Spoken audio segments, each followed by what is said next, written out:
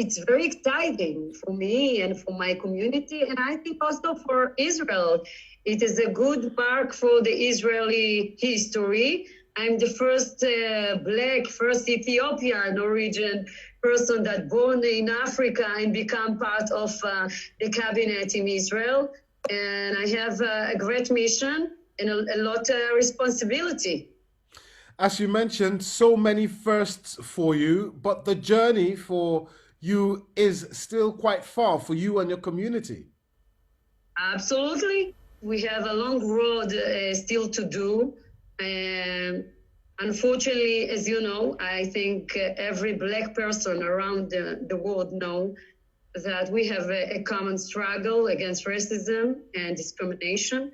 And I started my activities in my early 20s when I was a student, law student. And I believe that we need to fight against discrimination based on color and other things. How will your new position help your community? We know that there is a lot of immigrants that wait to come back home to Israel. And we see that there is thousands of people from my community, from Beeta Israel, that waited in Ethiopia and they want to come to Israel. So it is one of my goals to bring them home, to help them to come here and to united with their family. There is people that waited for their family for a long period of time. And this is one of my goals and one of my mission to legislate the law and to bring to the government, to the cabinet, and to bring them home. How easy or how difficult will that job of yours be to try and relocate them just as you relocated so many years ago? I came to Israel when I was 3 years old. It was a different times. In the 80s, we made a journey, me and my family and my community. We made a very hard journey. We walked all the way to Sudan until we came to here with the help of the Israeli army and Mossad, the secret agents of Israel. Today, it is easier because it was only 4 hours in flight to here. But unfortunately, we have a check that we need to do. We have examination about the source of the people that waited, if they are, if their source is from Beeta Israel, if they are really Jew, and all these things I want to bring to the government and to try to push the government and the cabinet to accept the thousands that waited for their family. But more than that, as an Ethiopian origin person, as a woman, as a Jew, as a Black person, I can tell you that our struggle, my community struggle here in Israel, it is also based on people that born here, raised here, educated here, and still because their Blackness, they feel that they have glass ceiling, they feel that they're attacked by people only based of our color.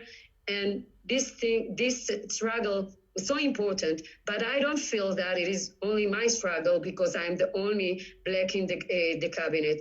I believe that it is the struggle of all the government, all the cabinet, because if we are human beings that love a human being, we need to know that we need to be together in this important mission. How can you help white Jews in Israel to see that the Black Jews in Israel are just the same as they are and deserve the same rights? My mission is to promote, in one hand, legislation that will protect Black people, and not only Black people, everyone that feels that he is discriminated, but in other hand, to promote policy and legislation that punish people that they are over and over again hurt people only based of racism. Should Israel be taking a leaf from what's happening in the States to make sure that, Blacks are given equal opportunities all over the world, not just in Israel and the United States? Absolutely.